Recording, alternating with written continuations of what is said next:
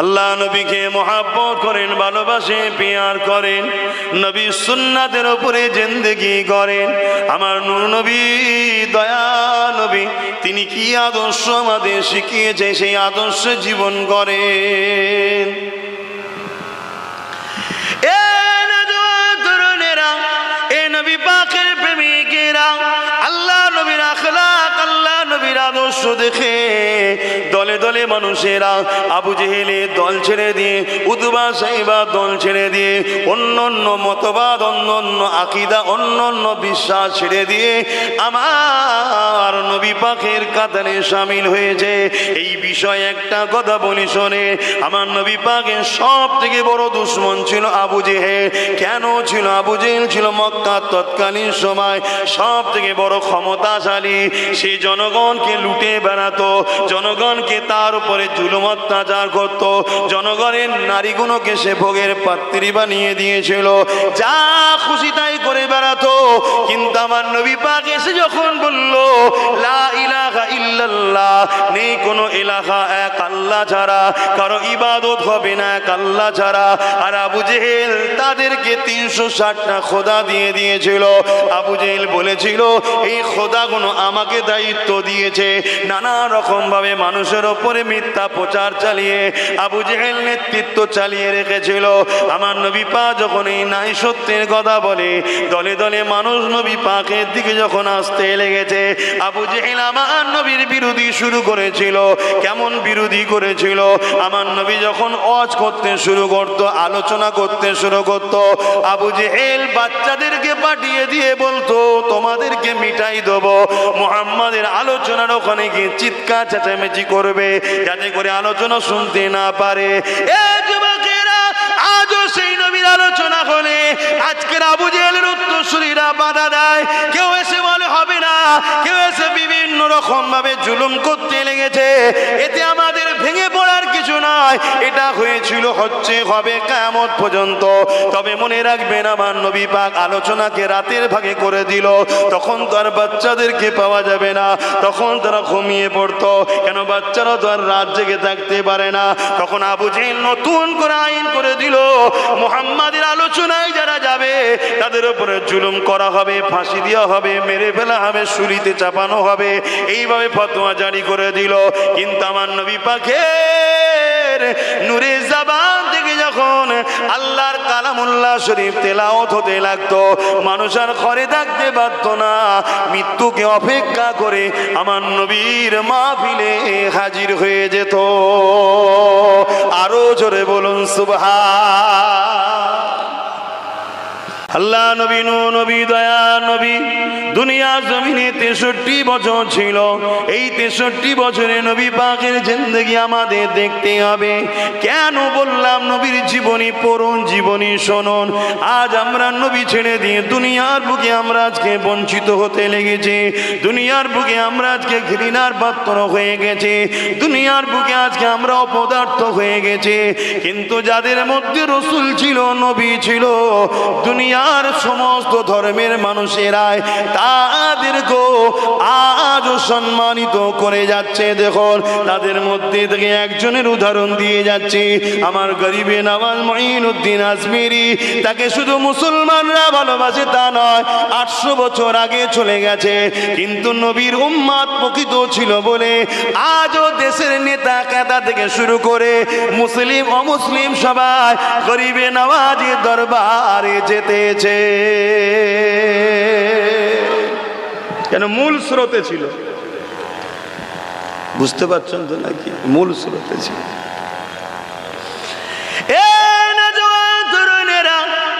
হকের পক্ষে দাঁড়ানো, অন্যায়ের বিরুদ্ধে লড়াই, এটা ইসলামের মূল আদর্শ। কেন? আল্লাহ কোরআনে জানিয়ে দিল, হে আমার বান্দা বান্দি রে, আমি জমিন বানিয়েছি, আসমান বানিয়েছি, কায়নাত আমি বানিয়েছি, সব কিছুর মালিক আমি একজন আল্লাহ। আমি আল্লাহ সাগর দিয়েছি, আমি আল্লাহ পাক তোদেরকে শ্রেষ্ঠ মখলুক বানিয়েছে। তোদেরকে আমি আল্লাহ দুটো কাজ দিয়েছি, কুনতুম খায়রা উম্মাতিন উখরিজাত লিন-নাসি তা'মুরুনা বিল মা'রুফ ওয়া তানহাউনা আনিল মুনকার। এখানে অনেক হাফিজে কোরআন আছে, অনেক উলামারাও রয়েছে, তিনাদেরকে জিজ্ঞাসা করুন, এ যুবকেরা, যেমন দুটো পাট্টির উপর দিয়ে ট্রেন পাট্টির ওপরে দাঁড়িয়ে আছে। প্রথম পাট্টিটা হলো অন্যায়ের প্রতিবাদ করো, অন্যায়কে মিটিয়ে দাও। দ্বিতীয় নম্বর হলো সমাজের বুকে ন্যায়, সত্য, ইনসাফ, ইনসানিয়াত, সাম্য প্রতিষ্ঠিত করো। এর নাম হলো ইসলাম।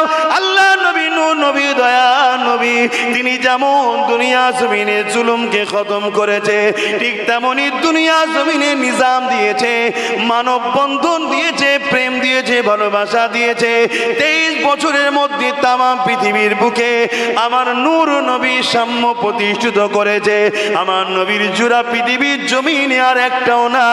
কেন? নবী হলেন আখেরি মেসেঞ্জার এবং সর্বকালের সর্বশ্রেষ্ঠ মেসেঞ্জার। তাই নবী পাকের জীবনী পৃথিবীর প্রত্যেকটা ভাষাতে পাবেন এবং নবী পাকের দুনিয়া থেকে শুরু করে দুনিয়া জমিন থেকে পর্দা নিবা পর্যন্ত আমার নবী পাকের প্রতিটা মুহূর্তের, প্রতিটা সেকেন্ডের, প্রতিটা টাইমের, প্রতিটা লিপিবদ্ধ করা রয়েছে।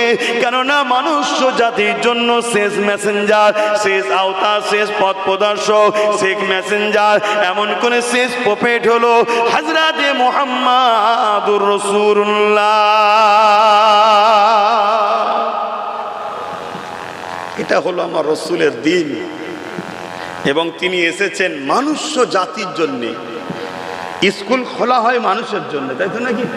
যে যাবে সে এডুকেশন পাবে, যে যাবে না সেটা তার ভুল, কিন্তু তার জন্যও তো স্কুল, ঠিক না? ঠিক গো।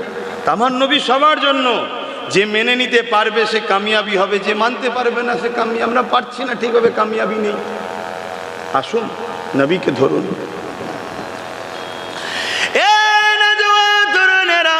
হযরত ওমর ফারুকের কথা প্রথম বলেছিলাম। হযরত ওমর ফারুক যখন আমিরুল মুমিনিন হলেন, খলিফাতুল মুসলিমিন হলেন, আর্ধেক পৃথিবীর শাহ হয়ে গেলেন। আর্ধেক পৃথিবী তিনি পরিচালনা করতে লেগেছে, আর বাকি আর্ধেক পৃথিবী তিনার ইশারাতে এমন করে চলতে লেগেছে। কিন্তু অন্য হুকমারানরা বসে রয়েছে, কোনো কোনো জায়গায় খ্রিস্টান রয়েছে, কোনো জায়গায় আরো বিভিন্ন ধর্মের হুকমারানরা রয়েছে, কিন্তু সবাই আমার ইমাম করে ওমর ফারুকের ইশারাতে চলতে লেগেছে। কিন্তু ওমর ফারুক আর্ধেক পৃথিবীর খলিফা হয়েছে। আর্ধেক পৃথিবীর খলিফা যখন এ যুবকেরা রোমদের বিরুদ্ধে লড়াই করে মসজিদে আকসাকে উদ্ধার করেছিল, ওই সময় মসজিদে আকসাতে যখন যেতে লেগেছে, ওই যাবার সময় দেখা যায় এমন করে একটা উট বা একটা ঘোড়া নিয়ে রওনা দিয়েছে। সঙ্গে একজন খাদেম ছিল, সাথী ছিল। হযরত ওমর ফারুক যাবার সময় বলতে লেগেছে, এ আমার সফর সাথী খাদেম, 1 মাইল আমি উটের পিঠে চাপবো, তুমি লাগামটা ধরে ধরে আগে নিয়ে যাবে। আর 1 মাইল আমি চাপবো, তুমি লাগাম ধরে ধরে নিয়ে যাবে। আর 1 মাইল তুমি চাপবে, আমি ধরে ধরে নিয়ে যাব। অর্ধেক পৃথিবীর আমিরের কথা শুনে, অর্ধেক পৃথিবীর খলিফার কথা শুনে, অর্ধেক পৃথিবীর শাহিনশার কথা শুনে ওই খাদেম সফর সাথী অবাক হয়ে বলছে, হুজুর আপনি কি কথা বলছেন? আপনি অর্ধেক পৃথিবীর সুলতান, অর্ধেক পৃথিবীর শাহিনশাহ, আপনি আমার লাগাম ধরে নিয়ে যাবেন আর আমি উটের পিঠে যাব? হুজুর এটা কেমন করে হতে পারে? হযরত ওমর বলেছিলেন, শোনো শোনো, আমার নবী পাক আদল করা শিখিয়েছে, ইনসাফ করা শিখিয়েছে। আমাকে মালিক শাহিনশাহ বানিয়েছে ঠিকই, কিন্তু তুমিও তো মানুষ, তোমারও তো কষ্ট হবে। তাই আমি 1 মাইল আমি যাব আর 1 মাইল তুমি যাবে। এইভাবে রওনা দিতে লেগেছে। ভেবে দেখুন তো দেখি, আজ যদি আমাদের সমাজে এমন কেউ শাহিনশাহ আসতো যে প্রচার করবে যে আমি যা খাবো জনগণ তাই খাবে, তাহলে আমাদের কি কোনো দুঃখ কষ্ট অভাব হতো? কথা বলে কষ্ট হচ্ছে? কথা মতো কাজ শুরু হয়ে গেল। ওমর ফারুক উটের পিঠে উঠলো, খাদেম দড়ি ধরে ধরে যেতে লেগেছে। 1 মাইল যে পৌঁছে গেল, ওমর উটকে দাঁড় করিয়ে দিতে বলল। খাদেম উটের দড়ি ছেড়ে দিল, ওমর ফারুক দড়ি ধরলো। খাদেমকে বলতে লেগেছে, উটের উপরে ওঠো। সে নিজেকে বড় ইতস্ত বোধ করছে। এটা বিবেক লাগে না? হযরত ওমর বলে, শোনো আমি হুকুম দিচ্ছি তুমি করো, আর এমন করে উটের পিঠে উঠে গেল। এইভাবে পালাক্রমে যেতে যেতে যেতে যেতে জেরুজালেমে পৌঁছে গেল, বাইতুল মুকাদ্দাসের কাছে পৌঁছে গেল। যখন বাইতুল মুকাদ্দাসের মধ্যে এন্ট্রি হতে লেগেছে, তখন এমন করে খোদার কদরত পালা সিস্টেমে উমারের হাতে ছিল দড়ি, আর খাদেম ছিল উটের পিঠে বসে। সমস্ত মানুষ দূরে দূরে এসেছে, মুসলমানও রয়েছে, ইহুদিও রয়েছে, অগ্নিউপাস্য বিভিন্ন ধর্মের মানুষেরা রয়েছে। একটা দেশে তো হাজারো ধর্মের মানুষ থাকে, এই তারা সবাই দেখতে এসেছে। অর্ধেক পৃথিবীর খলিফা এসেছে, তাই দেখতে এসেছে। এই দেখতে এসে সবাই মনে করছে ওই যে উটের পিঠে যে রয়েছে ওইটা এখনো খলিফা, তাই তিনাকে ইস্তেকবাল করছে। খাদেম তো কি করবে দিশে খুঁজে পাচ্ছে না, আর ওমর ফারুক দড়ি ধরে ধরে আগিয়ে আগিয়ে যাচ্ছে। ওইখানে একজন সাহাবী হাজির ছিলেন, যিনি কিনা মদিনায় এসেছে, ওমর ফারুককে দেখেছে। তিনি দাঁড়িয়ে গিয়ে বলে, এলাকার মানুষেরা শোনো শোনো, না না না, যিনি উটের পিঠে রয়েছে উনি খাদেম, আর যিনি দড়ি ধরে রয়েছে ইনি হলো এমন কোন সাইন্সা। ব্যাপারটা খোলাসা জানার পরে সমস্ত খ্রিস্টান সহ যত ধর্মের মানুষ ছিল তারা সবাই বলতে লেগেছে, উমার যদি এত ইনসাফ বলা হয়, উমারের নেতৃত্বে আমাদের থাকতে কোনো আপত্তি নাই। আরো জোরে বলুন সুবহান। শুধু ধর্মের দাবি করলে হয় না, ইনসাফ বলা কি দেখতে হবে। আর নাই বিদেশ থেকে কোনো ভিআইপি আসবে, গরিবদের ঘর আলাদা করার জন্য চট দেয়াল করে দেবে। এই জানেন না আমাদেরটা করেছিল, এই জানেন না, জানেন না কেন রে বাবা? গরিব গরিব, এত ঘৃণা করার কি দরকার আছে? না, ইনসাফ নাই, আদল নাই, ইনসানিয়াত নাই। ইনসানিয়াত থাকলে ধর্ম দিলে থাকবে। ক্ষমতার আসনে বসে প্রজা সামনে কে কি ধর্মের দেখবে না, সবাইকে সমান নজরে দেখবে। আর যদি ইনসানিয়াত না থাকে, ও নিজের ধর্মের জন্য একটা প্রবাদ বাক্য আছে না, ধর্মের কি একটা বলে, ওই রকম হয়ে যাবে, কোনো কাজের আসবে না। তাই ইনসাফ দেখুন, ইনসানিয়াত দেখুন। আর এটা তৈরি করতে গেলে ওমর জিনাত থেকে শিখেছে, তিনার থেকে আমাদেরকেও শিখতে হবে। জোরে বলুন সুবহানাল্লাহ।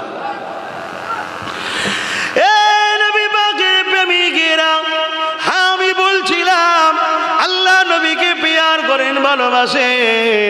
যে কোনো মুসিবতে আল্লাহ আপনাকে সাহায্য করবে, যে কোনো বিপদে আল্লাহ আপনাকে উদ্ধার করবে।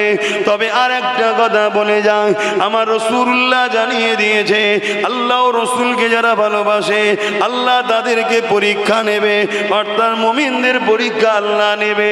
কিভাবে পরীক্ষা নেবে? যেমন ঝড় এলে গাছ দেখবেন দুলে যায়, ঝড় এলে গাছগুলো এমন করে দুলতে থাকে, মুমিনের উপরে ওইভাবে পরীক্ষা হতে থাকবে। কিন্তু এই গাছ যদি মজবুত হয়, ঝড় চলে যাওয়ার পর সোজা হয়ে দাঁড়িয়ে থাকবে। মুমিনের উপরে হাজারো পরীক্ষা চললো, মুমিন ভেঙে যায় না, সে সোজা হয়ে দাঁড়িয়ে থাকে।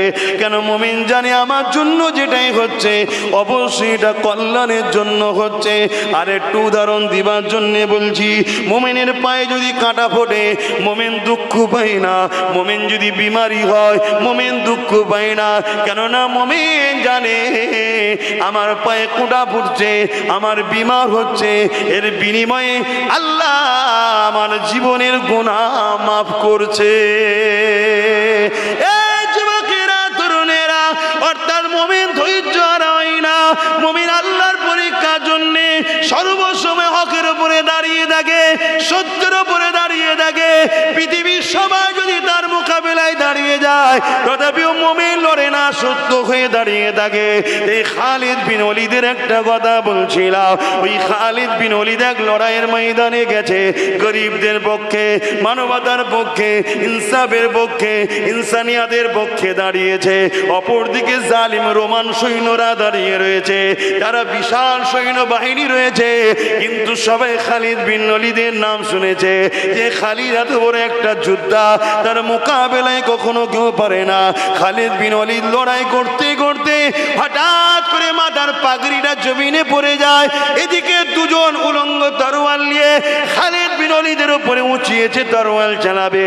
কিন্তু আশ্চর্যের বিষয় খালিদ বিন ওয়ালিদ তাদেরকে ডিফেন্স না করে, তাদের মোকাবেলায় না গিয়ে ওই পাগড়ি তোলাতে ব্যস্ত রয়েছে। খালিদ বিন ওয়ালিদের এই দৃশ্যটা দেখে ওই রোমান সৈন্যরা দাঁড়িয়ে যায়, কেননা যুদ্ধের ময়দানে এই রকম কাজ কোনো বাচ্চাও করবে না। যুদ্ধের ময়দানে তো ডিফেন্স করবে, ডিফেন্স করা ছেড়ে দিয়ে এমন করে সে নবীর পাগড়ি, সুন্নত পাগড়ি, ওই পাগড়িকে কেন উঠাতে লেগেছে জন্যে সে এমন করে তখন তারা দাঁড়িয়ে গেল। দাঁড়িয়ে গিয়ে জিজ্ঞাসা করতে লেগেছে, আপনি তো খালিদ বিন ওয়ালিদ? হযরতে খালিদ বিন ওয়ালিদ বলছে, হ্যাঁ। শুনেছি আপনি বিরাট বড় যোদ্ধা, সিপাহসালার। বলছে, হ্যাঁ।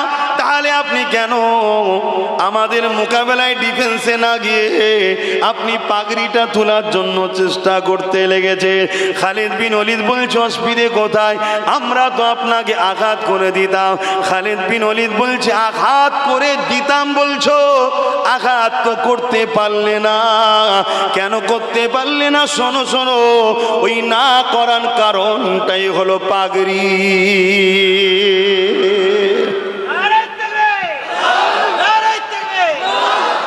তোমরা পাগড়ি দেখছো আর আমি দেখছি হুজুরের সুন্নাত। অতএব আমি মরে যাওয়াকে পছন্দ মনে করি, তোমরা আমাকে তরোয়ালে দুটুকরো করে দেবে, ডিফেন্স করা পছন্দ করি না। আমার হুজুরের সুন্নাতকে আগে জমিন থেকে তোলা, এটা আমার জন্য আফজাল মনে করেছি। জোরে বলুন সুবহানাল্লাহ। আর এই মনে করার জন্যই তোমরা সুযোগ পেয়েও মারতে পারলে না, এটাই তো আল্লাহর পাওয়ার। জোরে বলুন সুবহানাল্লাহ। কথা বুঝছেন না? বোঝেন না? দিল চাইলেও হচ্ছে না, এই দিলকে কন্ট্রোল করার ক্ষমতা কার আছে? একমাত্র একজনের আছে, যিনি দিলকে সৃষ্টি করেছেন। তিনি কে? ব্যাস। আমি 125 লড়াই করেছি, প্রতিটা লড়াইয়ের ময়দানে আমি জিতেছি। এটা খালিদ বিন ওয়ালিদের কোনো কৃতিত্ব নয়। এই জিতার পিছনে কৃতিত্ব হলো আমার নবীর প্রেম ও আদব। ওই পাগড়ির মধ্যে আমার রাসূলুল্লাহ দাড়ি মুবারক রয়েছে।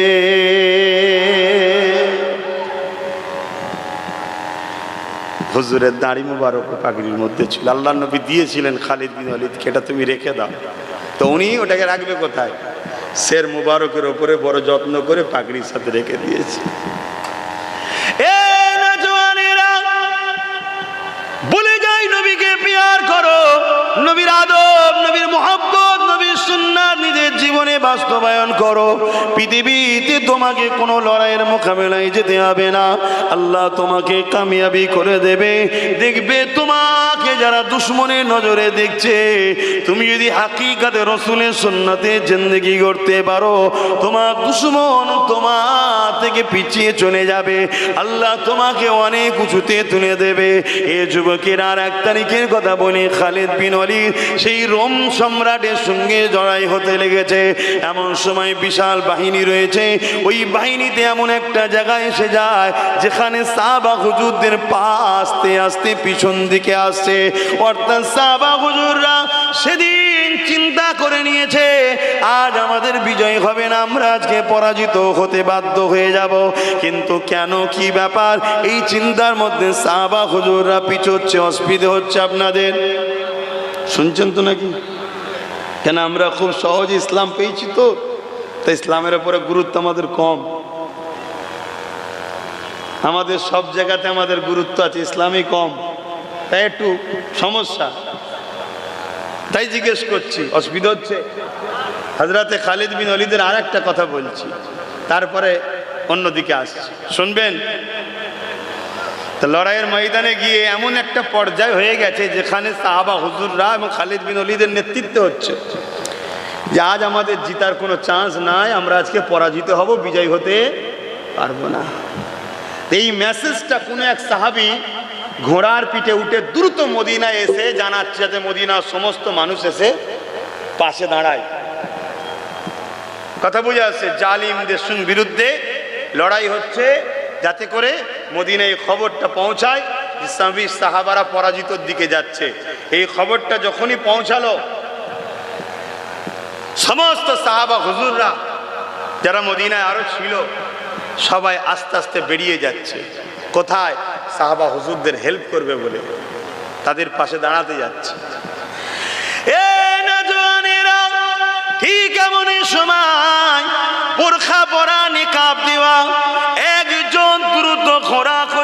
ছুটতে লেগেছে, এত দ্রুত যাচ্ছে সবাই তাকে রয়ে গেল, সবাইকে ওভারটেক করে চলে যেতে লেগেছে।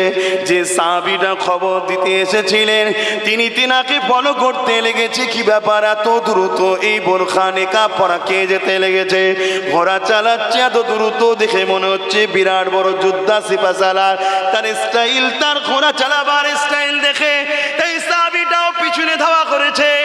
যুদ্ধের ময়দানে ঘোড়াটা পৌঁছে গেল, ওই ঘোড়াটা যুদ্ধের ময়দানে গিয়ে খালিদ বিন ওয়ালিদের চতুর্দিকে ঘুরতে লেগেছে। সাহাবী বলতে লেগেছে আমার বড় ভয় হতে লেগেছে, এ কোনো জাসুস নাকি সিপাহসালার সরদারের উপরে আঘাত করার জন্য আগিয়েছে কিনা।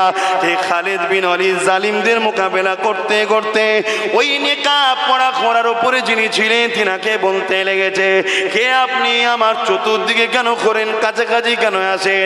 একটা সময় এমন পেয়েছে যেদিকে নেকাবের মুখটা তুলেছে কোনো বেগানা পুরুষ দিকে ছিল না, এক সাইডে ছিল, দেখতে পাবে।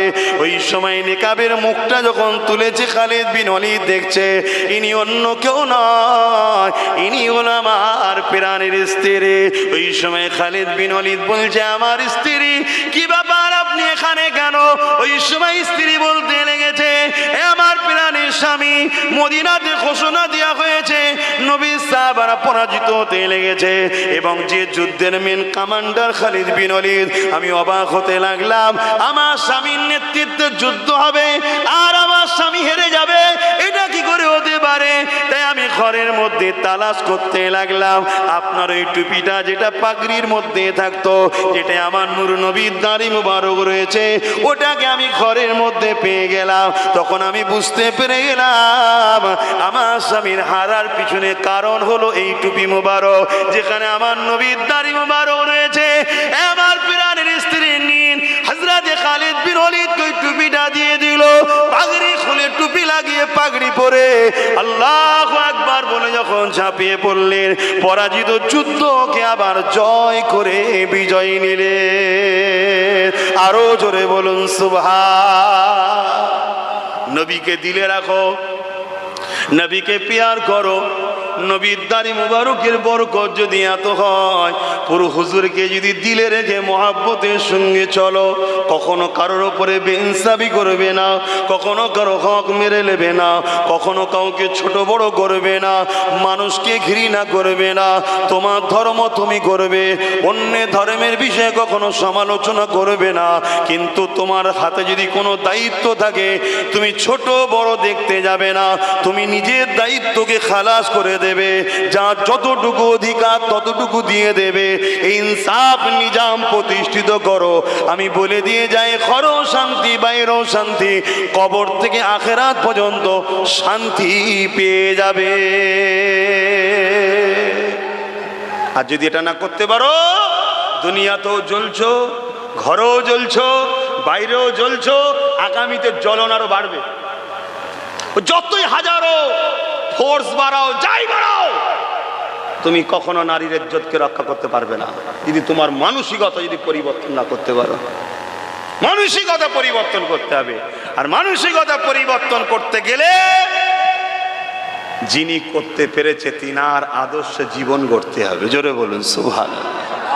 আমার নূর নবী করতে পেরেছে না পারে না? হ্যাঁ, আগেকার সময় তো মেয়ে জন্ম নিলে জ্যান্ত পুঁতে দেওয়া হতো, আর আমার নবী সেই মেয়ে নারী জাত মা, মায়ের তলা পায়ের তলাতে জান্নাত রেখে দিয়েছে। জোরে বলুন সুবহানাল্লাহ। জান্নাত কোথায়? আল জান্নাতু তাহতা আকদামুল উম্মাহাত। জান্নাত হলো মায়ের পায়ের তলায়। প্রত্যেকটা ছেলের জান্নাত তার মায়ের পায়ের তলায়। দুনিয়া খুঁজে বেরিয়ে লাভ নেই, মায়ের পায়ের তলাতেই জান্নাত আছে। শ্রেষ্ঠ জান্নাত, যে জান্নাতের জন্য সবাই পাগল। অন্য ধর্মের মানুষ কি ভাষায় ডাকে আমি জানি না, কিন্তু তারাও জানে শান্তির জায়গা কষ্টের জায়গা আছে, তারাও তাদের শান্তির জায়গা খোঁজে। কিন্তু শান্তির জায়গা কোথায়? মায়ের পায়ের তলায়। আজকে ওই মাগুলো কোথায়? বুড়ো হয়ে গেলে বৃদ্ধাশ্রমে। শান্তি আছে এই সমাজে? কথা বলছো না তো? আপনি বলবেন আমি তো দিইনি। তুমি দিইনি তো কি হয়েছে? তোমার প্রতিবেশী তো দেয় ছেলে, এ আবার আগিয়ে এসে লাইট জ্বালিয়ে ফেলে তুলছে। কি জ্বালা বল দেখি? তুই মিডিয়ার লোক নাকি? কি জ্বালা! থাক, সবাই মিলে ওর পিছনে পড়ে গেলে ও বেচারি কেমন হয়ে যাবে। এসেছে তাই কথা নয়, তাই না? হ্যাঁ, আমাদের ছেলে এসেছে তাই কথা নয়। হ্যাঁ, যা করম করুনি ভাই, বসো বালতারে বসো, বোঝার চেষ্টা করো সোনার ভাই। আল্লাহ নবীকে মহাব্বত করেন, ভালোবাসে, পিয়ার করেন, নবী সুন্নাতের উপরে জিন্দেগি করেন। আমার নূর নবী, দয়া নবী, তিনি কি আদর্শ আমাদের শিখিয়েছে, সেই আদর্শে জীবন করেন। এ নওজোয়ান তরুণেরা, এ নবী পাকের প্রেমিকেরা, আল্লাহ নবীর আখলাক, আল্লাহ নবীর আদর্শ দেখে দলে দলে মানুষেরা আবু জেহেলের দল ছেড়ে দিয়ে, উতবা সাইবা দল ছেড়ে দিয়ে, অন্য অন্য মতবাদ, অন্য অন্য আকীদা, অন্য অন্য বিশ্বাস ছেড়ে দিয়ে আমার নবী পাকের কাতারে শামিল হয়েছে। এই বিষয়ে একটা কথা বলি শোনে, আমার নবী পাকের সব থেকে বড় দুশমন ছিল আবু জেহেল। কেন ছিল? আবু জেহেল ছিল মক্কা তৎকালীন সময় সব থেকে বড় ক্ষমতাশালী। সে জনগণকে লুটে বেড়াতো, জনগণকে তার উপরে জুলুম অত্যাচার করত, জনগণের নারীগুলোকে সে ভোগের পাত্রী বানিয়ে দিয়েছিল, যা খুশি তাই করে বেড়াতো। কিন্তু আমার নবী পাক এসে যখন বলল লা ইলাহা ইল্লাল্লাহ, নেই কোনো ইলাহা এক আল্লাহ ছাড়া, কারো ইবাদত হবে না এক আল্লাহ ছাড়া। আর আবু জেহেল তাদেরকে 360টা খোদা দিয়ে দিয়েছিল। আবু জেহেল বলেছিল এই খোদাগুলো আমাকে দায়িত্ব দিয়েছে। নানা রকম ভাবে মানুষের ওপরে মিথ্যা প্রচার চালিয়ে আবু জেহেল নেতৃত্ব চালিয়ে রেখেছিল। আমার নবী পাক যখন এই নাই সত্যের কথা বলে, দলে দলে মানুষ নবী পাকের দিকে যখন আসতে লেগেছে, আবু জেহেল আমার নবীর বিরোধী শুরু করেছিল। কেমন বিরোধী করেছিল? আমার নবী যখন ওয়াজ করতে শুরু করত, আলোচনা করতে শুরু করত, আবু জেহেল বাচ্চাদেরকে পাঠিয়ে দিয়ে বলতো তোমাদেরকে মিটাই দেবো। মুহাম্মাদের আলোচনার ওখানে গিয়ে চিৎকার চেঁচামেচি করবে যাতে করে আলোচনা শুনতে না পারে। এ যুবকেরা, আজও সেই নবীর আলোচনা হলে আজকের আবু জেহেলের উত্তরসূরিরা বাধা দেয়। কেউ এসে বলে হবে না, কেউ এসে বিভিন্ন রকম ভাবে জুলুম করতে লেগেছে। এতে আমাদের ভেঙে পড়ার কিছু নাই, এটা হয়েছিল, হচ্ছে, হবে কিয়ামত পর্যন্ত। তবে মনে রাখবেন আমার নবী পাক আলোচনাকে রাতের ভাগে করে দিল, তখন তো আর বাচ্চাদেরকে পাওয়া যাবে না, তখন তারা ঘুমিয়ে পড়তো। কেন? বাচ্চারা তো আর রাত জেগে থাকতে পারে না। তখন আবু জেহেল নতুন করে আইন করে দিল, মুহাম্মাদের আলোচনায় যারা যাবে তাদের উপরে জুলুম করা হবে, ফাঁসি দেওয়া হবে, মেরে ফেলা হবে, শুলিতে চাপানো হবে। এইভাবে ফতোয়া জারি করে দিল। কিন্তু আমার নবী পাকের নূরে জবান থেকে যখন আল্লাহর কালামুল্লাহ শরীফ তেলাওয়াত হতে লাগতো, মানুষ আর ঘরে থাকতে পারত না, মৃত্যুকে অপেক্ষা করে আমার নবীর মাহফিলে হাজির হয়ে যেত। আরো জোরে বলুন সুবহান। আজকের দিনে তো আমি আমার কথা বলছি, মাহফিল করতে গিয়ে অনেক কেস খেয়েছি, আমিও কেস খেয়ে আছি। আমাকে যারা দাওয়াত করে তারাও কেস খায়। কথা শুনছেন? হাজারো চেষ্টা করছে, কিন্তু নবীর কথা শোনার জন্য, নবীর কথা আলোচনা করার জন্য কেসের পাওড়া। জোরে বলেন। আমি তো চুরি করে কেস খাইনি, কারণ লুটে কেস খাইনি। কি ওজন? আমি এটা দেখছি চোরের আগে পিছনে গার্ড দিয়ে যাচ্ছে, আর আমরা হ্যাক কথা বলি, আমাদেরকে কেস করা হয় না, হয় না। হ্যাঁ, এটা দেখছি। কি অসুবিধা হচ্ছে না? কষ্ট হচ্ছে?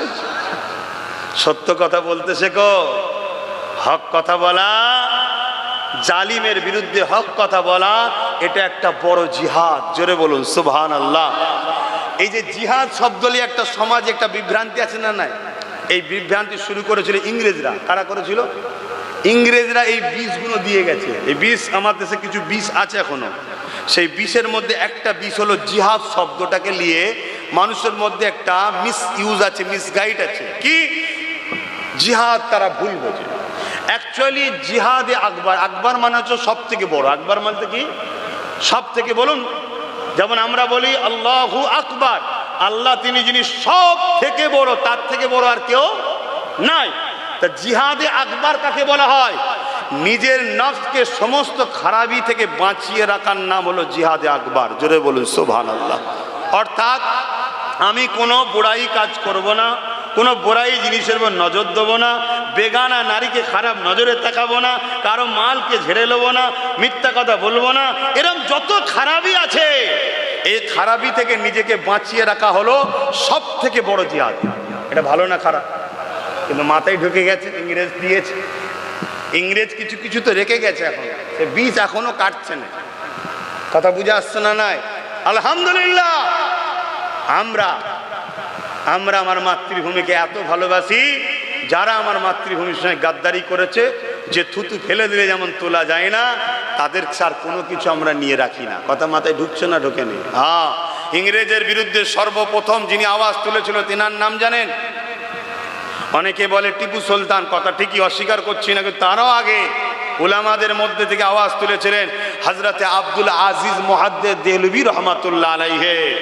সর্বপ্রথম আওয়াজ তুলেছিলেন যে আসো, ব্রিটিশদের বিরুদ্ধে লড়াই করা ফরজ, করতেই হবে, এদেরকে তাড়াতে হবে। তো যাক, আমি অন্য বিষয়ে চলে যাচ্ছি, অন্য কথা বলছি। আমি ফিরে আসছি আমার বিষয়টার দিকে। কি কথা বলছিলাম যেন? হ্যাঁ, অন্যায়ের হক কথা বলা, এটাও একটা জিহাদ। জোরে বলুন সুবহানাল্লাহ। হক কথা বলো, হক।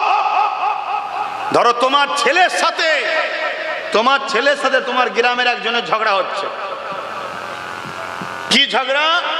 যে ঝগড়ায় দেখছো তোমার গ্রামবাসীরা হকের পক্ষে, ছেলে মিথ্যার পক্ষে, তুমি বাপ দাঁড়িয়ে ওখানে সেই গ্রামবাসীর পক্ষে কথা বলো, ছেলের বিরুদ্ধে কথা বলে, কে বলা হয় জিহাদ। এই হক কথা বলা। কথা মাথায় ঢুকছে না? ঢোকে না? পারবেন? আমরা তো পারি না। আমরা ছেলের পাশে দাঁড়াই, ছেলে যদি ভুলও করে, আরে করে ফেলেছে, কি করা যাবে, তাহলে এরকম বলতে হবে নাকি? ছেলের পক্ষে দাঁড়িয়ে সবাই, আর ছেলে পক্ষে দাঁড়িয়ে মিথ্যা সাহায্য করছে না।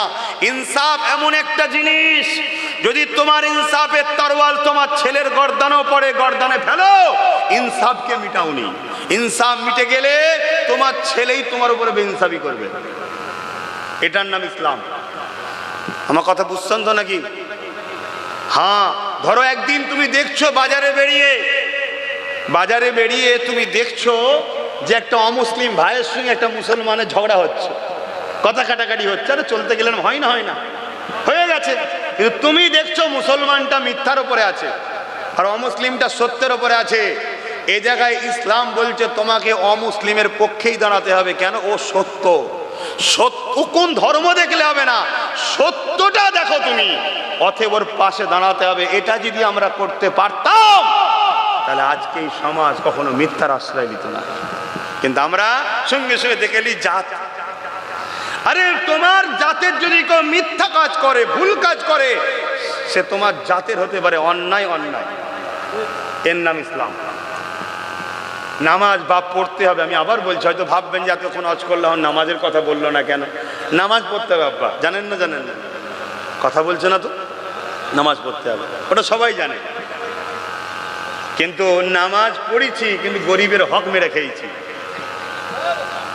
কথা বলুন, নামাজ পড়েছি কিন্তু গরিবের হক মেরে খেয়েছি, এতিমের হক মেরেছি, বিধবার হক মেরেছি, গ্রামে অন্যায়ের পক্ষে দাঁড়িয়ে গরিবের সম্পদকে দখল করেছি।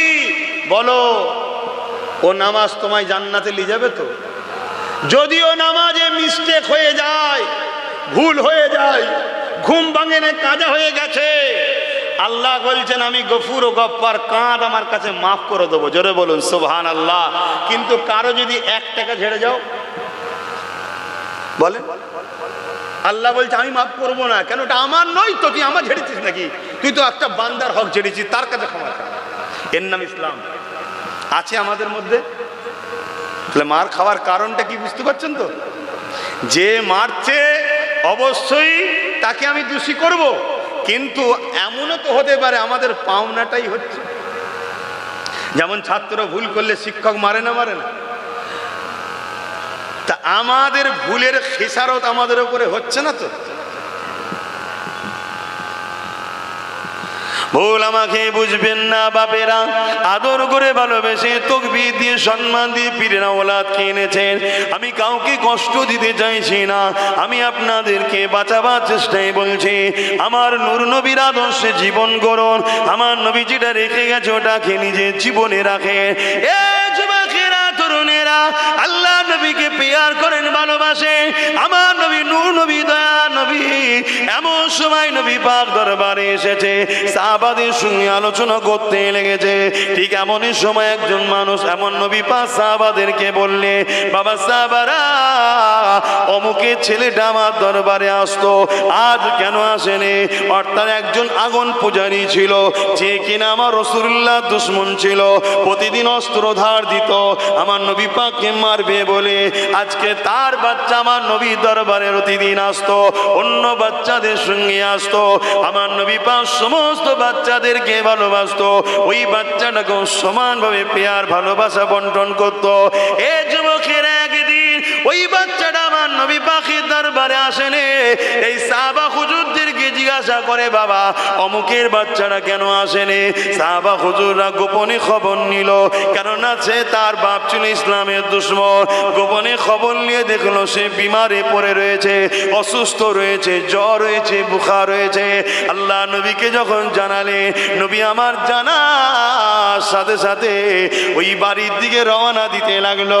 সাহাবা হুজুররা বলতে লাগলে, ইয়া রাসূলুল্লাহ, হাবিবাল্লাহ, তার বাপ বড় দুশমন, আপনাকে মারার জন্য তরোয়ালে ধার দিচ্ছে, এবং তৎকালীন সময় অস্ত্রতে বিষ মাখানো হতো। আগেকার সময় ছিল বিষ মাখানো হতো, যাতে করে ঠেকার সাথে চলে যায়। এরকম দুশমন ছিল। তার ছেলের বাড়িতে যাচ্ছে খোঁজ নিতে আমার নবী। আপনারা যান, আপনাদের প্রতিবেশী গিদি মসজিদে দেখুন রোজ নামাজ পড়ছে, একদিন আসেন, খোঁজ নিতে যান বাকি নামাজিরা। খারাপ নেবেন না আব্বা, এটা তো দায়িত্ব। তবে তো মানববন্ধন হবে, এবং প্রতিবেশী হিসাবে অন্য ধর্মের মানুষই থাকে, চলতে ফিরতে গেলে দেখা হয় না? হাই হ্যালো, কেমন আছি না আছি রে, কথাবার্তা হয় না? একদিন শুনলে অসুস্থ, দেখতে যাই, আমরা ভাবি ও তো অমুক ধর্মের, ও দেখে কি হবে না। মানুষ, তার ধর্ম তোমাকে মানতে বলছি না, তার ধর্ম মানতেও বলছি না, বিরোধী করতেও যেতে বলছি না, কিন্তু সে মানুষ তো, তোমার প্রতিবেশী তো। এটা আদর্শ ইসলামের।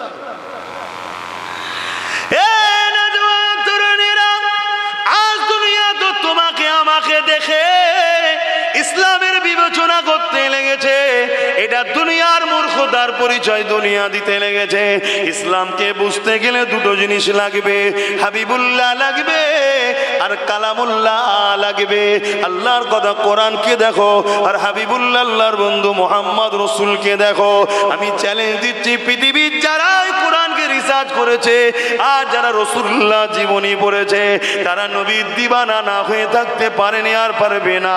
তাই তোমাদেরকে বলে দিয়ে যায়, আল্লাহ নবী যখন এই বাড়ির দিকে রওনা দিতে লাগলে, সাহাবা হুজুররা বলতে লাগলে, ইয়া রাসূলুল্লাহ, হাবিবাল্লাহ, তার আব্বা আপনার বড় দুশমন, তাই স্মরণ করিয়ে দিতে চায়। আল্লাহ নবী বললেন, ঠিক বলেছো বাবা, তাই তোমাদেরকে বলি বাবা, তোমরা কেউ আমার সাথে যাবে না, কেন তার বাপ আমার দুশমন। কথা ঠিকই বলেছো বাবা, এই তোমরা আমার সঙ্গে আর কেউ যাবে না। ওজন দুশমনের ঘরে গেলে তো সৈন্য সামান তুললি যাওয়া ভালো। কোনো জায়গায় একটু ক্রিটিক্যাল হলে সেখানে যদি একটু পুলিশ বন্ধুরা আসে, ভালো না খারাপ? কেন ঝগড়া হলে ওনারা ট্যাকেল করবে, ঠিক না? কিন্তু এখানে হুজুর কি বলছে? ঠিক বলেছে বাবা, ওর বাবা আমার দুশমন, তোমরা আমার সাথে যাবে না। হুজুর কেন যাবেন না? যখন তার বাপ বেরোবে, বেরিয়ে দেখবে হুজুরের সাথে 7-8 জন, ওর বাপ কি ভাববে? আমার মারতেছে রে, ভাববে না? এই যে ভয় খাবে, কষ্ট হবে। আল্লাহ নবী বলছে ওটাও যেন ওর বাপ না পায়। জোরে বলুন সুবহানাল্লাহ। কি নবী পেয়েছি আমরা। আজকে আমরা কি করছি? হ্যাঁ, রাত্রিরে যদি আমাদের ঘরে কোনো অমুসলিম ভাই দেখে আর আমরা 2-4 জন থাকি, তার তো উচিত সে আমাদের কাছে এসে বলবে, ভাই আমি একা হয়ে গেছি, যেতে পারছি না, একটু তোর গাড়ি করে নিয়ে চ, তবে জানবে তুমি ইসলামের ওপরে ঠিক জায়গায় আছো। আর যদি সে তোমাকে দেখে নুকোই, জানবে তুমি ইসলাম থেকে সরে গেছো, তোমার উপর ভরসা উঠে গেছে। আমার কথা কি অসুবিধা হচ্ছে? নবীর উম্মতের কাছে সে আসবে, এসে বলবে, ভাই আমি একটু সমস্যায় পড়েছি, আমাকে একটু পৌঁছে দেনা ভাই। কেন? সে জানে মুহাম্মাদের গোলাম কখনো আক্রমণ করতে পারে না। জোরে বলুন সুবহানাল্লাহ। সময়ও তো কম রে বাবা, আগে এসে কি করবে?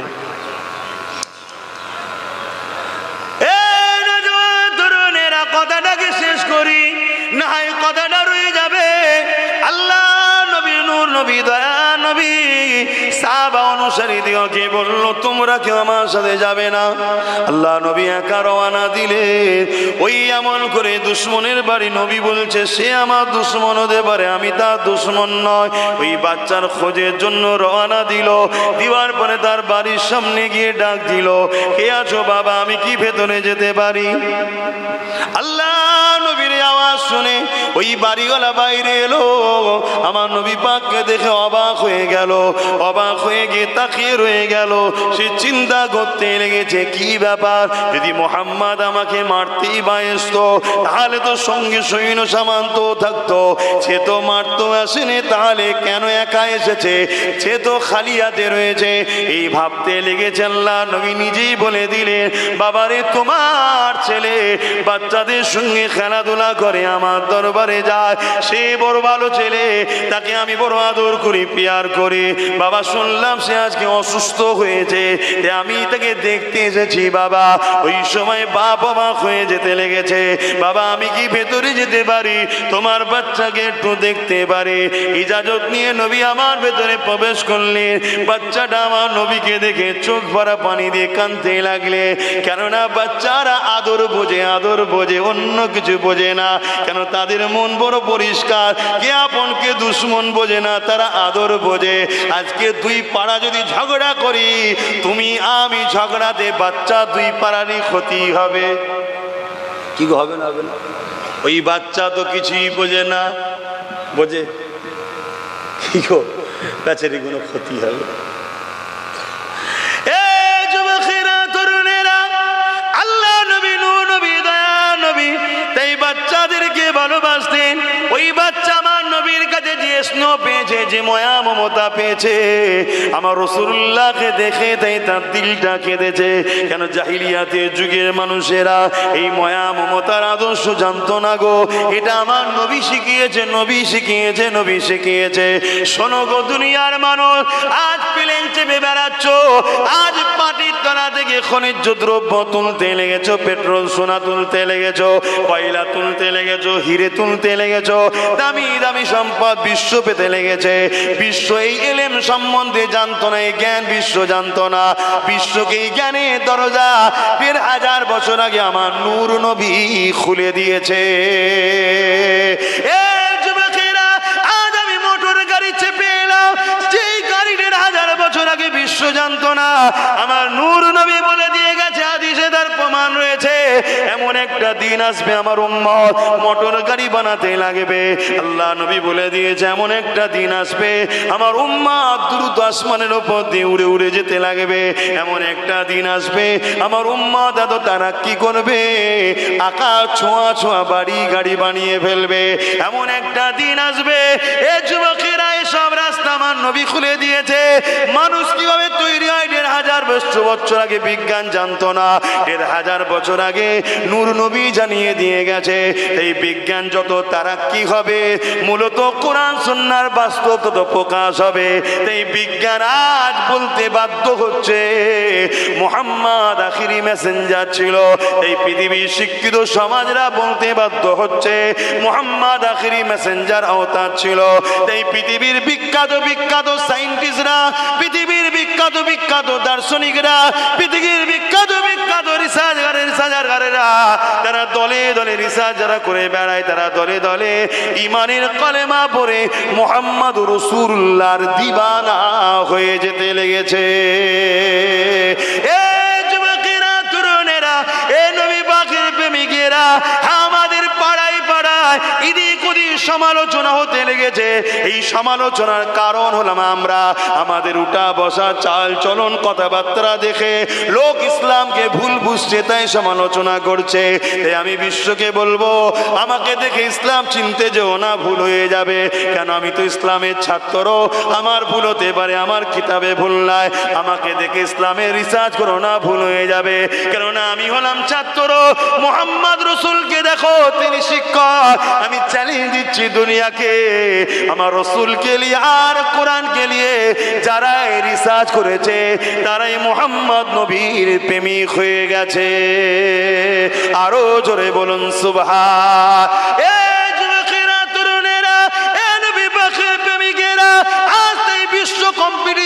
লেগেছে। আজ আমেরিকা নিজের ঘরের ছেলেকে রুখতে পারেনি, আজ ব্রিটেন নিজের ঘরের ছেলেকে রাখতে পারছে না, আজ ফ্রান্স নিজেকে রুখতে পারছে না, আজ পৃথিবীর উন্নত দেশগুলো নিজেকে রুখে রাখতে পারছে না। নিজেদের ঘরের ছেলেগুলো দলে দলে দলে দলে ইমানের কলেমা পড়ে মুহাম্মদ রাসূলুল্লাহ দিকে চলে যেতে লেগেছে।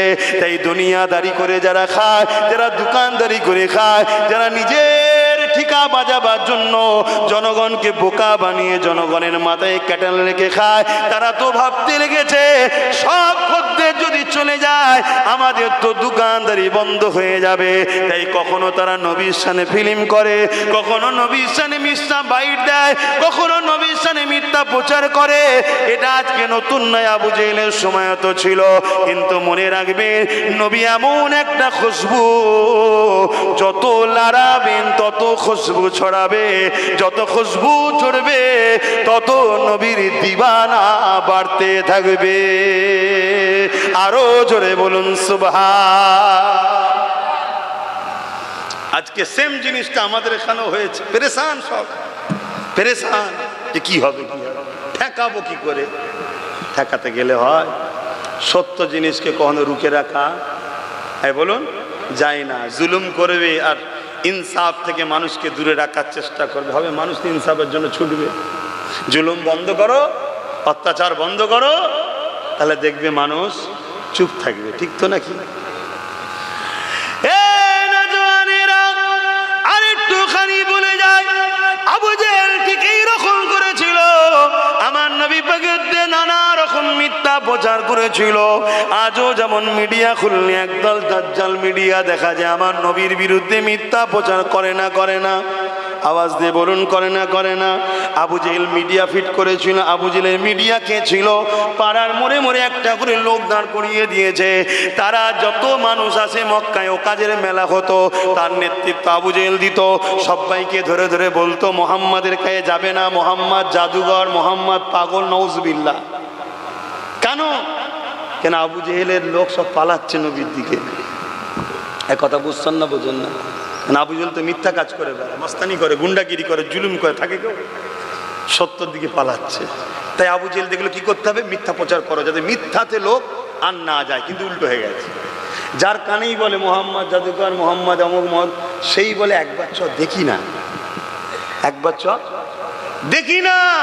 আর আজকেও যখন হুজুরের সামনে নানান রকম কথা প্রচার করছে না, জুলুম করেছে, এই করেছে, ওই করেছে, আজকেও শিক্ষিত সমাজ বলছে একবার জীবনটা পড়তে দেখি তো কি করেছে, কি পড়ছে না পড়ে না। আর যেই পড়ছে সেই পাগল হয়ে যাচ্ছে। জোরে বলুন সুবহানাল্লাহ। আমার কথা বুঝছেন না, বোঝেন না? হ্যাঁ, ব্যথা না হলে সন্তান হয় না। ব্যথা না হলে, বলবেন তো, মায়ের ব্যথা না উঠলে সন্তান হয়? অপেক্ষায় থাকে কখন ব্যথা উঠবে, ব্যথার জন্য অপেক্ষা করে, ব্যথা বাড়াবার জন্য চেষ্টা করে। কেন? যত ব্যথা বাড়বে তখন আসবে একটা ফুটফুটে, তাই না? তো ব্যথা না হলে সন্তান। আজকে যে ব্যথা উঠছে, এই ব্যথা বলছে আগামী দিন আরো ভালো ভালো সন্তান হবে। জোরে বলুন সুবহানাল্লাহ। বুঝতে পারছেন না, পারেন না? কিন্তু সমস্যা এক জায়গায়, তোমরা থাকবে তো, তোমরা তো নবী ছেড়ে বসে আছো। খারাপ লিখছো আমার কথা? দেখো না, ছেড়েছো কি ছাড়ুনি, এটা নিজের জীবনীতে দেখো, জীবনটা দেখো আর নবীর জীবনীটা পড়ো, দেখো মিলছে কি। সব উল্টো হয়ে গেছে।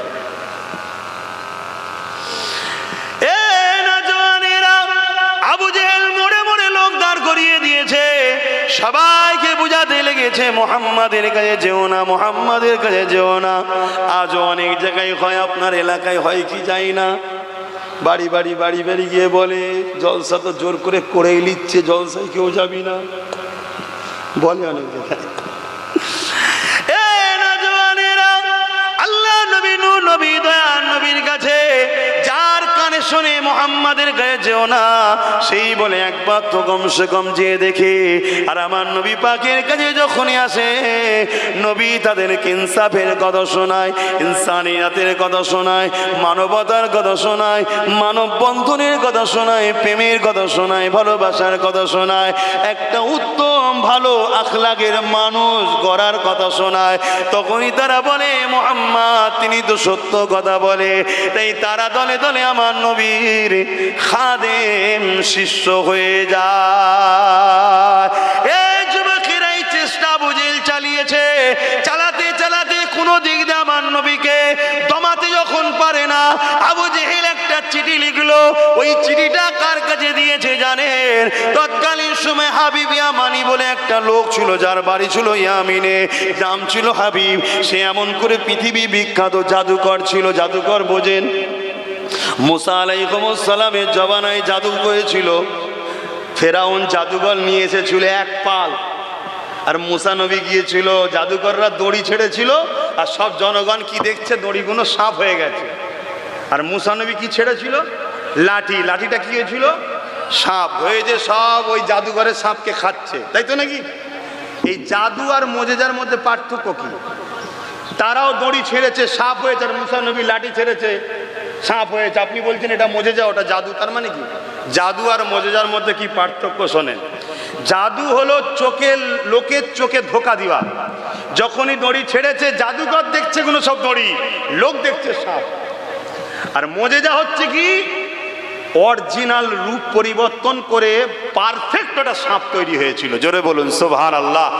তাই তো জাদুকররা দেখেছিল, আরে আমাদের দড়িগুলো তো দড়ি আছে, লোক তো দেখছে জাদু সাপ, কিন্তু মুসার লাঠিটা সত্যিকারে তো একটা অ্যানাকোন্ডা, যেটা আপনারা বুঝবেন, ময়াল বা অজগর।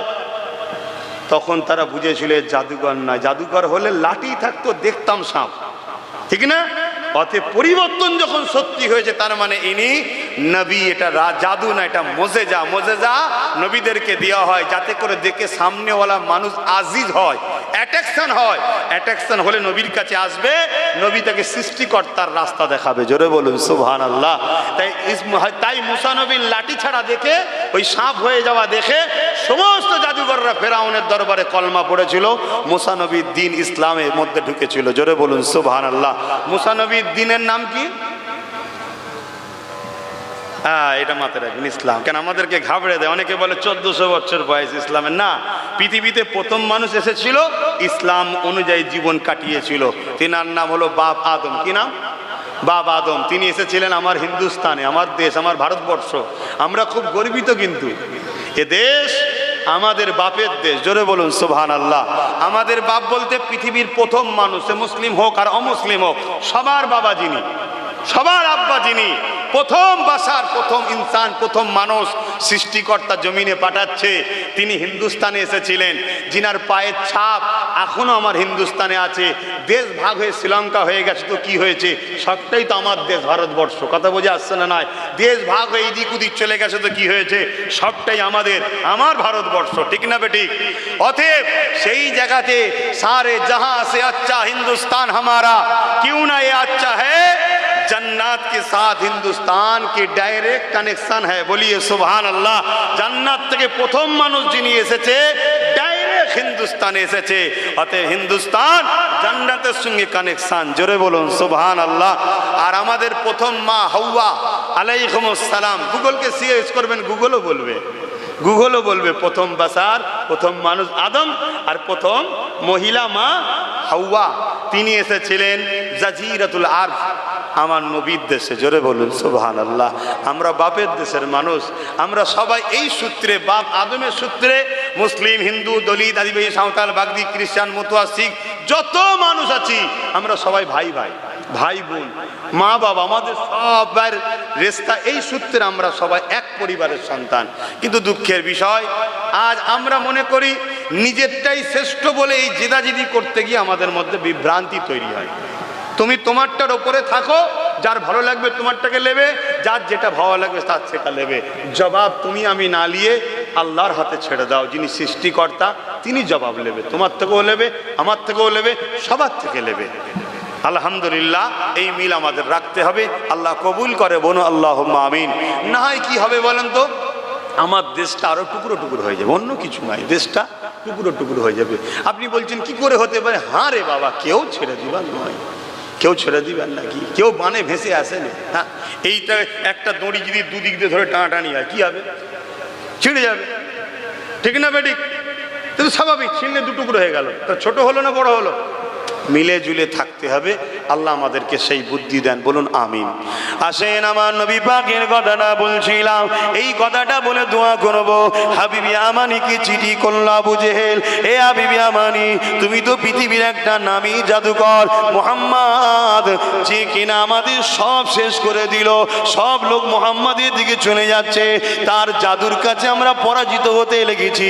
আমার রসুলকে জাদুকর বলছে, নাউজুবিল্লাহ, তুমি আসো একটু মোকাবেলা করো। তাই হাবিবি আমানি মানতে চলে এসছে। আবু জেহেল তাকে ভালো মন্দ করে খাইয়েছে, কথা বুঝছেন না, ভালো মন্দ করে খাইয়েছে, হরিণ থেকে শুরু করে কিচ্ছু বাদ দেয়নি, সব খাইয়েছে। আর ও চিন্তা করছে খাওয়া হচ্ছে হোক, খেয়েছে দুজন মিলে। খেয়ে দে হাবিবি আমানি বলছে, শোনো, আমি মোহাম্মদ রসুলকে প্রশ্ন করব, কিছু প্রশ্ন করব, চলো তার কাছে লি চলো। তামার নবীর কাছে আবু জেহেল নিয়ে গেল। কিন্তু আবু জেহেল মনে মনে করছে আজকে মোহাম্মদ হেরে যাবে সাল্লাল্লাহু আলাইহি সাল্লাম। কেন? পৃথিবীর সেরা জাদুকর কে নিচ্ছে। হাবিবি আমানিকে যখন নিয়ে যাচ্ছে, সাথে আরো কিছু লোককেও নিয়ে যাচ্ছে। কেন? সবার সামনে যখন হেরে যাবে ও হই হই করবে, ভাল লাগবে। শয়তানের বুদ্ধি শয়তানি। কিন্তু উল্টো হয় না, হয় না, উল্টো হয়ে যায়, উল্টো হয়ে যায়। তো সেই জায়গায় আমার নবী আবু কুবাইস বলে একটা পাহাড় আছে, এই পাহাড়ের ধারে হাঁটাহাঁটি করছিল। আর আবু জেহেল ওই হাবিবি আমানিকে নিয়ে এসে হাজির হয়েছে। হাবিবি আমানির বিষয়ে আবু জেহেল বলতে লেগেছে, ইনি ইয়ামান থেকে এসেছে, পৃথিবীর বড় জাদুঘর, আপনার সঙ্গে কিছু কথা বলবে।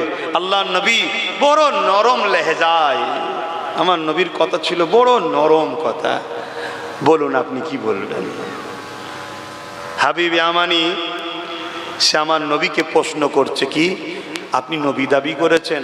আল্লাহ নবী বললেন, আনা মুহাম্মদ রাসূলুল্লাহ সাল্লাল্লাহু আলাইহি, আল্লাহ আমাকে নবী করে পাঠিয়েছে মানুষের জন্য কল্যাণের রাস্তা দেখাতে। হাবিবি আমানি সে জানে জাদু জমিনে হয় আসমানে, জোরে বলেন, হয় না। শেখো শেখো। ওই সময়তে হাবিবি আমানি বলল, আপনি আসমানে কিছু করে দেখান।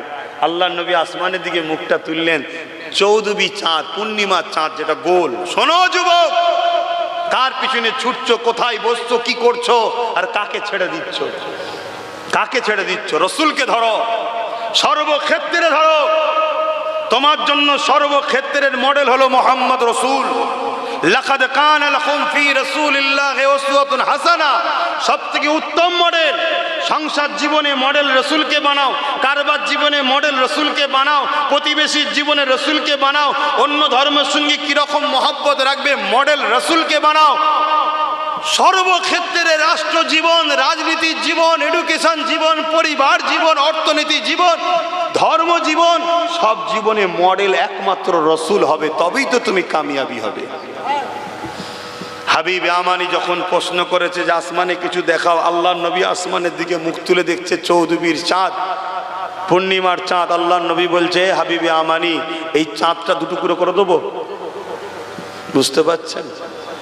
সে তো আর পায়ের তলায় মাটি নাই, কেন সবাই জানে চাঁদের মালিক একজন আছে, সৃষ্টিকর্তা আছে না নাই, কিন্তু সবাই এটা জানে না যে চাঁদটাও মোহাম্মদ রসুলের গোলাম। জোরে বলুন সুবহানাল্লাহ। চাঁদটাও তৈরি হয়েছে আমার নবী নূর মুবারক থেকে। জোরে বলুন সুবহানাল্লাহ। একটু জোরে বলবেন না? আবার একদল তো আমাদের সমাজের মোল্লা মৌলী সাহেব আছে, নবীকে নূর অস্বীকার করছে। এটা প্ল্যান একটা, যাতে করে নবীর সাথে চাঁদের যে সম্পর্ক, এটাকে আগামী দিন কাটবে। আল্লাহ নবী হাতটা তুললেন, ইশারা করলেন, হাই হাই হাই হাই রে, শ্রেষ্ঠ মখলুক আমরা, মানুষ হলো শ্রেষ্ঠ, চাঁদের থেকেও শ্রেষ্ঠ মানুষ। সে মুসলমানের ঘরে জন্ম হোক আর যে কোনো ধর্মের ঘরে জন্ম হয়, সে যখন জন্ম নেয় শ্রেষ্ঠ হয়ে জন্ম নেয়, সে যখন শ্রেষ্ঠ রাস্তায় চলে শ্রেষ্ঠ হয়ে মরে। আর যদি পথভ্রষ্ট হয়ে যে ভুল রাস্তায় চলে, সে নিকৃষ্ট হয়ে মরে। কিন্তু মূলত সৃষ্টিকর্তা পাঠায় মানুষকে শ্রেষ্ঠ করেছে।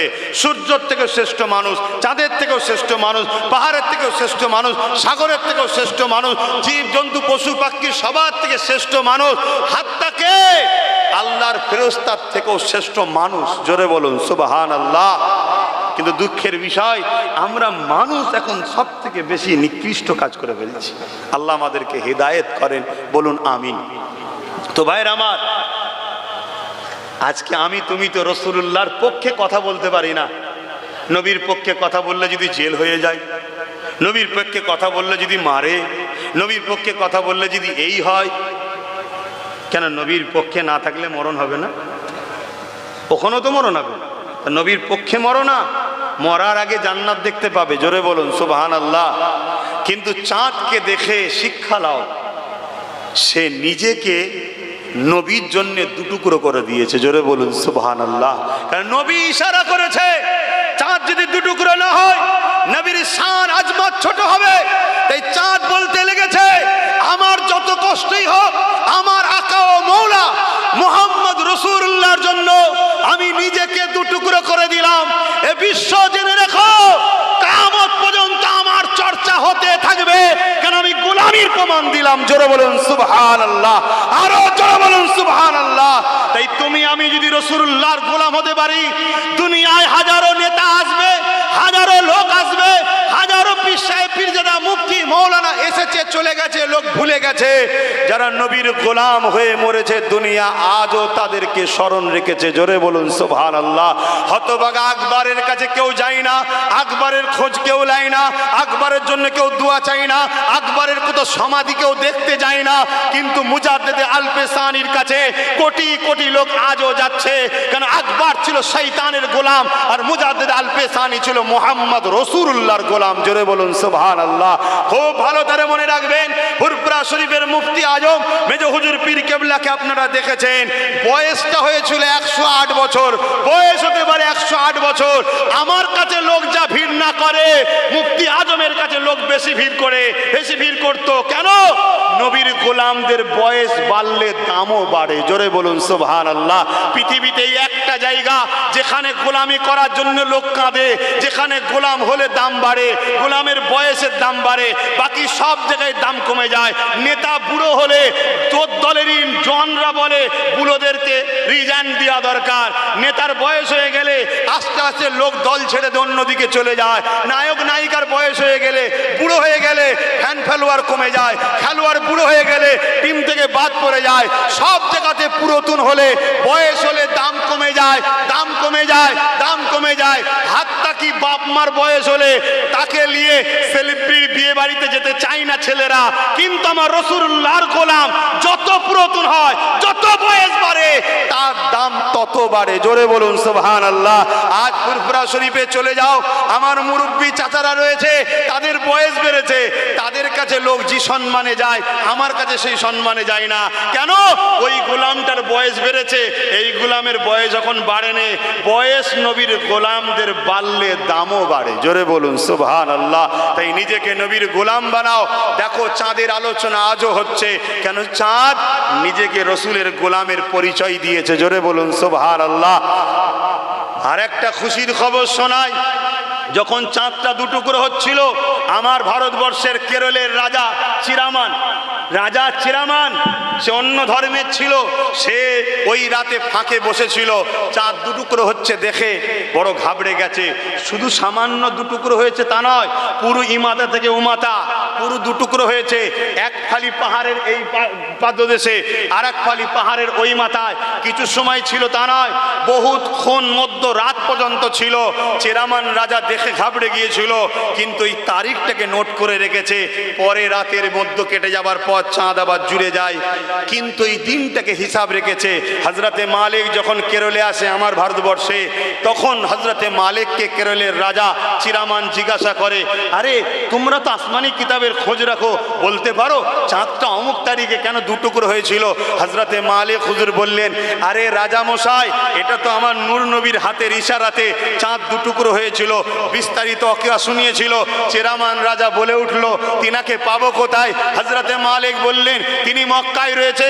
চিরামান রাজা দেরি করলো না, ভারত থেকে কেরল থেকে গিয়ে মক্কার জমিনে পৌঁছে আমার নূর নবীর কদমে গিয়ে হাত রেখে ইমানের কালেমা পড়ে মুসলমান হয়েছিল। জোরে বলুন সুবহানাল্লাহ।